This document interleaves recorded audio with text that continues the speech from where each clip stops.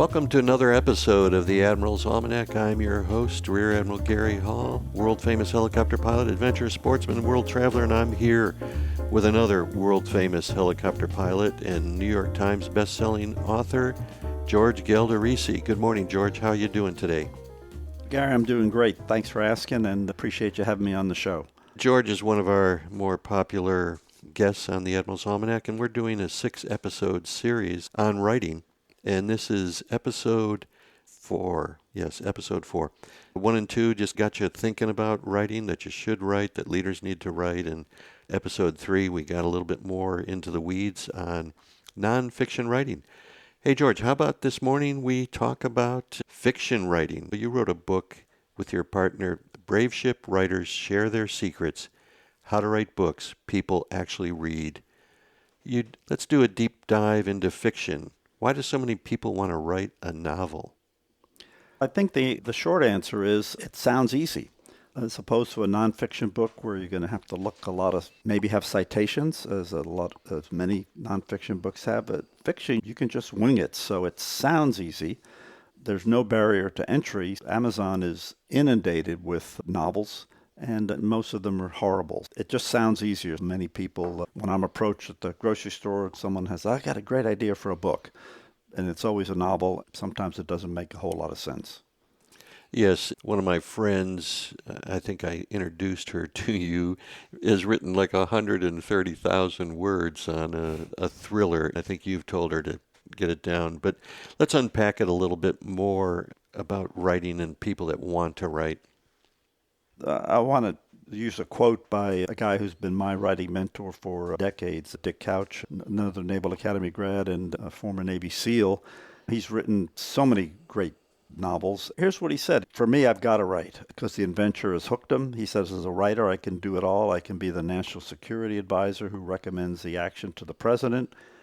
I'm the senior officer who sends his men into action and feels the pain if they don't make it back. And I'm the enemy and the defender, the logistician, the planner, but most of all, I'm a young man again, a fresh lieutenant who must lead his men into battle. And I think that so captures the essence of writing fiction. You get to be all these people, and I think that's just very fabulous because that's the only way you can do that. The voice of the character, and it becomes compelling and just wants you, lures you to the keyboard. And one point I want to make is, you're an accomplished writer, yet you have a mentor. I think everybody needs a mentor in their profession, whether they think they do or don't. Do you agree with that about a mentor? No, I totally agree. In my work at a Navy lab, I do a lot of white papers and military writing, and sometimes those wind up in my novels. Dick corrects me. He said, George, it's doggy, piggy, horsey. We don't need the words with 6 syllables. You need to keep it simple for the average reader. Yeah, straightforward sentences that writing a novel is easy. What says George Galdarisi? If you're going to do a novel and pitch it to an agent or publisher, he or she has to be convinced that you've got 3 things going for you. You've got plot, characterization, and action. That's the key to any successful novel. As you describe your novel to the agent or publisher, you've got to bring those aspects of it out loud and clear. This is what you're pitching to an agent or a publisher. Yeah, it's what is your story? Just some pretty simple examples from E.M. Forrester, who's written a fabulous book about writing novels. If you said the king died and then the queen died, that's a story. If you say the king died and the queen died of grief, that's a plot. It has causation. And if you say the queen died and no one knew why until it was discovered that it was through grief at the death of the king, that's a mystery. So, at the very basic starting point, you have to decide, and one's not better than the other. It's just you have to decide what your story's about. When we talked about nonfiction, we had a couple of different types of nonfiction. Are there different types in fiction as well? Yeah, there really are. The first one is literary fiction. It's also called serious fiction, and it's fictional works that hold literary merit. In other words, those are the books that are chosen as books of the year, that are on the New York Times bestseller list, and people honor those types of literary works. The other one is trade fiction, and those are books that are a little bit niche, and it can be paperback or hardback. So romance is trade fiction. Thrillers are trade fiction. Detective stories are trade fiction. In other words, they're not aiming to be on the New York Times bestseller list, but they're aiming at a certain audience, and they're not ones that are honored in quote unquote literary circles. Okay, and I have two people, one the spouse of a Navy helicopter pilot, and another one an associate of mine that writes romance novels. Yes, so what you're saying is they're never going to be on a New York Times best-selling list or Parade magazine's top reads, but they fill a niche to an audience, correct? And so you better be prepared to write a series. Exactly. And if you approach an agent or a publisher, they're not just interested in that book you're pitching, but they're going to say, what is the next book? Because that's how they make more money. Yeah, absolutely. Now, in your book, which is a great book, Brave Ship Writers Share Their Secrets, you are generous. What is the most important piece that you can give to an aspiring novelist, which is different than a nonfiction writer? Yeah, Ian Fleming, who wrote the James Bond books that were hugely successful in books and movies, had a paper he did called How to Write a Thriller. And I'll quote what he said. He said, there's only one recipe for a bestseller, and it's a very simple one. If you look back on all the bestsellers you've read, you'll find they have one quality, and you simply have to turn the page. That's the key of the novel. If you have to turn the page, even if you're reading it at midnight and you're sleepy, that defines a good novel. Yes, or I found a thriller novel where Darlene and we had to read it to each other because we were compelled to find out what happens next. Earlier, you addressed the three ingredients of the successful novel: plotting, characterization, and action. Can you expound on those 3 points a little bit more? Yeah, there's different ways to describe plot, and one is that, and if you think about the novels you've read, there are only two plots. The hero takes a journey, or a stranger comes to town. And I think it'd be hard pressed to find a novel that doesn't have one of those ingredients. And then if you break it down into what happens, and you can call it a formula, but it's the hero or heroine tries to solve his or her problem, but slips deeper into trouble. And then they try to get out of the hole they're in, but there's complications, and each one's more terrible than the one before. But at last, deeply affected and changed by this awful experience, the hero learns something about himself or herself and the human experience. And that's really call it a formula. Finally, my best friend from high school days, a fabulously successful screenwriter, and he said this: you can distill any drama, a Greek tragedy, a Shakespearean play, a modern novel, a TV drama, whatever, into a simple equation. What do these guys want? Why do they want it? And what's keeping them from getting it? Again, some signpost along the way, but that really, I think, will help you shape your novel. I love that. I love that quote. What do these guys want? Why do they want it? And what's keeping them from getting it? In screenwriting, in television, I think the original, what do these guys want? Why do they want it? And what's keeping them from getting it? Is Jackie Gleason in The Honeymooners. There you go. And that has been repeated in other series, that exact same formula. And if you don't know Jackie Gleason in The Honeymooners, get on YouTube, find it, and you'll be howling. Okay? And another example, if you don't mind, is Sergeant Bilko. You'll never get rich. Yeah. Yeah. Okay. Also, in your book, again, I'll repeat the title: Brave Ship Writers Share Their Secrets to Write a Book People Will Actually Want to Read. You focus on something called the Freytag Pyramid. What is that all about? Yeah, no, thanks for asking. If you were to take a Master of Arts degree in writing, probably the first seminar you get would be the Freytag Pyramid. And what it is just call it a formula of an incident happens, there's rising action, there's a climax, there's falling action, and then there's a French word called dénouement. And the best example for that, believe it or not, is a children's book, The Wizard of Oz. So if you think about it, there's an inciting incident. Dorothy gets swept up in the tornado, and then she meets her friends, and they've got a mission, and bad things keep happening to them. And finally, the worst thing is what? It's the flying monkeys take them to the witch's castle. And then the climax is when the witch sets the scarecrow on fire. Dorothy, the witch, the scarecrow with water, it splashes on the witch, and she's gone. And most people write novels stop there. But it's a climax, but it's not. Dorothy hasn't gotten home to Kansas yet. So all of these other things happen until finally she does get back to Kansas. And guess what? She realizes that the farmhands, who are actually the Scarecrow, Lion, and the Tin Man, aren't so bad. And Aunt Em and her uncle are not so bad. Again, the complete story from beginning to climax to end is the best way to describe that. That is a well-quoted movie in aviation. I can't come back. I don't know how it works. From the wizard. And right now, dear listeners, we are about a half a mile from the Hotel Del, where I believe some of the writing of the Wizard of Oz was written. That's great about that storyline. What about characterization? Yeah, so the question is, you've got to do plot and you've got to do characterization. There's a book that I commend to any of your listeners, Gary, called Hit Lit by a guy named James Hall.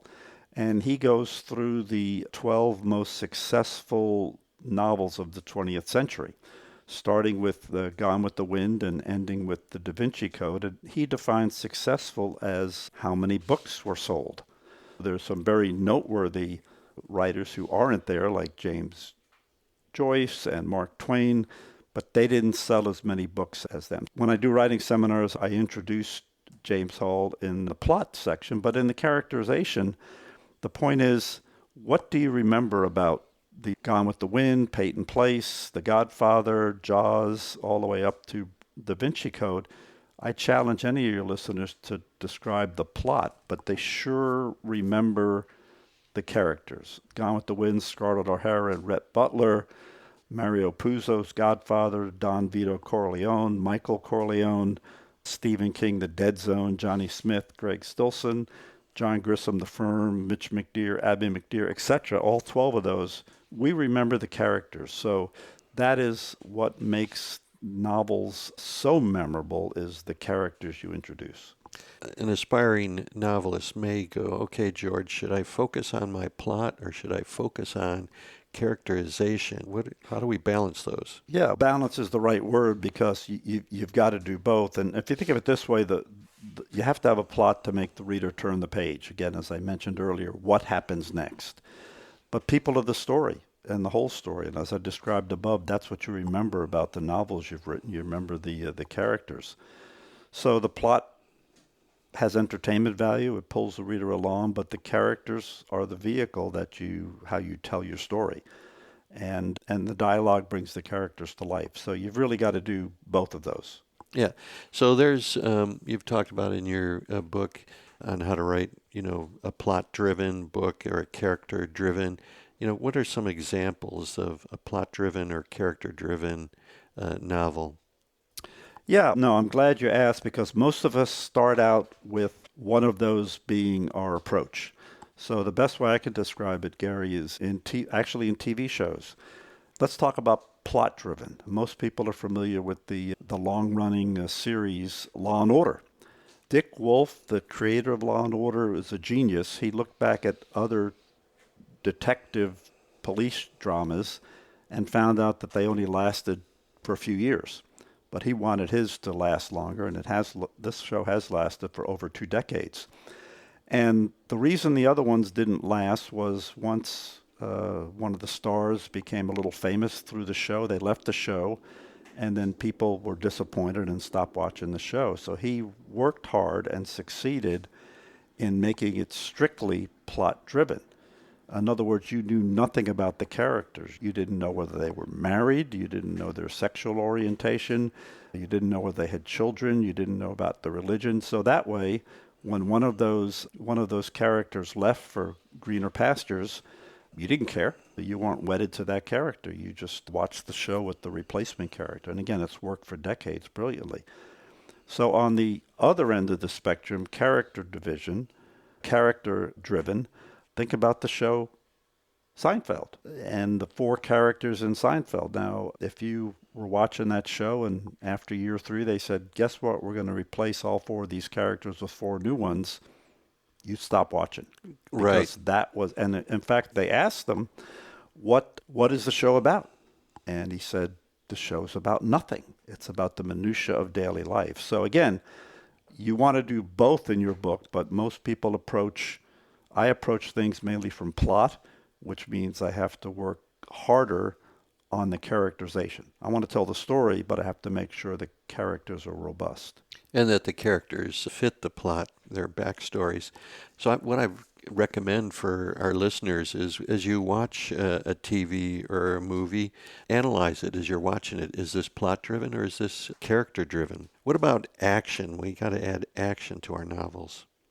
Yeah, that's the third ingredient that you've got to have, and different kind of novels lend themselves to more or less action. If you're writing a military thriller, there's going to be a lot of kinetic action. If you're talking about a book like The Bridges of Madison County, where a gentleman comes into town, the hero takes a journey, or a stranger comes to town and romances a woman who's married, that's not a lot of kinetic action. Again, if you're writing anything like a thriller, though, you want to have the riveting, hold your breath action right up front. In one of my novels, it starts out with a terrorist bombing of an NFL football game. So yeah, you can't insert it artificially. It's just got to follow along. And most people who write novels don't have trouble with action. It's just, okay, this is something that's likely to happen now, and they have the action in there quite naturally.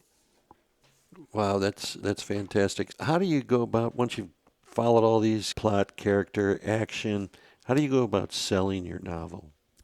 Yeah, the first thing is, as I described in another segment, you want to write a query letter. And you go to the library, you find which agents, and again, the days of throwing a proposal over the transom to a publisher are long gone. And this is the inside baseball that publishers now use literary agents as their speed bumps to send them good stories, not trash. So you've got to work on an agent. But again, most writers are kind enough to thank their agent in their acknowledgments. So then you query those agents who are most likely to buy it. And then if they read your query letter and say, yes, send me something, but you don't send them your 80,000 word novel. You send them two things, a treatment and a narrative outline. A treatment basically tells the high concept of the story, the genre, what it's about, and then has a description of all the characters, main and secondary characters, and then how you are going to help promote the novel.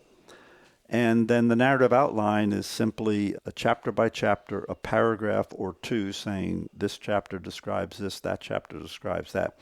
Sounds like a lot of work. But again, this is your sales job to the agent.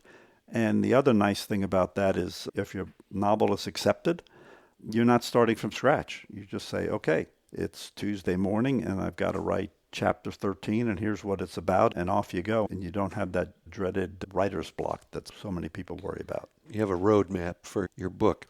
Or an ATOPS checklist in the world we lived in. There you go. The only emergency procedure I remember is dual engine failure in the SH2FC Sprite. Harness doors, gear stores, lights, mayday, restart. I then use that outline for life. But that's time for another book, another podcast. So in Brave Shipwriters Share Their Secrets, you spend more time on novels than on nonfiction. Can you tell me why that is? Yeah, first and foremost, as I mentioned earlier, when I'm in line at the grocery store, and again, I've lived in Coronado for a long time, and people know I write, they'll come up to me and say, hey, I've got a great idea for a novel. So most people just organically want to do a novel. But then the reason we go to through it in such detail in our book, Brave Shipwriters Share Their Secrets, is it's more complicated than nonfiction. If you want to write a biography of Benjamin Franklin, it's pretty straightforward. If you're writing a novel, it is complicated. You've got to decide first what kind of novel it is. You've got to decide what kind of story it is. You've got to have protagonists and antagonists, and there's a lot more to it. And I do want to talk about protagonists and antagonists, because this is where emerging novelists kind of go astray. They'll really work hard on their protagonist, the good guy or good gal, and they won't pay much attention to antagonists. And then the problem is, if the antagonist isn't powerful enough, why does the protagonist have to be strong? And again, if you don't mind a quick sea story, I'm Italian, both sides, big Italian families. One of my dad's sisters married a man who was German, Uncle Otto. And this was back in the day when there were a lot of World War II movies on TV. And if you remember those movies from back when, the German soldiers were always defeated by the American soldiers. And this enraged Uncle Otto, because it wasn't that the Americans had more men or material, it was because the German soldiers were stupid and they always lost the battle. And so the point is, if you're going to write a novel, I would start out with the antagonist, and it can't be a country, it can't be Russia, or it can't be China. It has to be a person in one of those countries. So yeah, those are really, there's a lot of complexity in novels, and that's why we spend the most time on it. You have written both successful nonfiction. Again, I recommend to our listeners that they look for The Kissing Sailor. It's a great nonfiction. And then you've written some wonderful fiction novels. What is your favorite fiction novel that you've written? Yeah, that's a good question, because I think the first thing is where my passion is novels. I've not stumbled, but just through living life, wound up doing some nonfiction books. But if you put me in a room and shove pizza under the door and say, go write something, I write a novel. So I think the one that I'm most happy with was the first book we did, Dick Couch and I did, in the Op Center series. And the reason is we had to create an entire new world of Op Center. And we started from scratch. We built this facility. It was the Jack Bauer special on Fox, that it was an entity that the president could go to when he couldn't go to Secretary of Defense or Secretary of State. Yeah, it was a brand new thing that we created from scratch. That's the one I'm most excited about. Was your first fiction, was it the Coronado Conspiracy? Have I got that right? Yeah, and again, it's the old saying, write what you know. USS Coronado was a command ship, the Third Fleet flagship, and twice during my career when I was in command of an amphibious ship, we did drug ops. So I knew that world, and it was something I thought a lot about. So it was write what you know, what the ships, what kind of missions it had, and the drug wars, etc. Yeah, I guess that'd be the strongest advice is for any aspiring novelist to not try to follow a trend and say, oh boy, romance novels are hot, so I'm going to write a romance novel, but write what you know. And I think that's a perfect time for summation, and that is write what you develop a plot, get good characters, put some action in there so that you have a page turner, and everything else is going to work for you. George Galdarisi, New York Times bestselling author, and I think in the last episode he said you need persistence on steroids, and everyone I know that is a published writer, it's been persistence. You cannot give up. So again, go to Google George Galdarisi or go to georgegaldarisi.com. You can find these episodes, PowerPoint slides to amplify what we've talked about here, and more about George and interesting things on his blogging. George, any wrap-up comments? No, I appreciate you having me on the show. And again, I think if those of us who've published, if we help other people become accomplished writers, then we're just raising the bar and making more people want to buy books, which is what a lot of us write. So get out there, put pen to paper, put fingers to keyboards, and start writing. This is the Admiral's Almanac. You can get us wherever quality podcasts are shared. And until we meet again, here's wishing you a happy voyage home.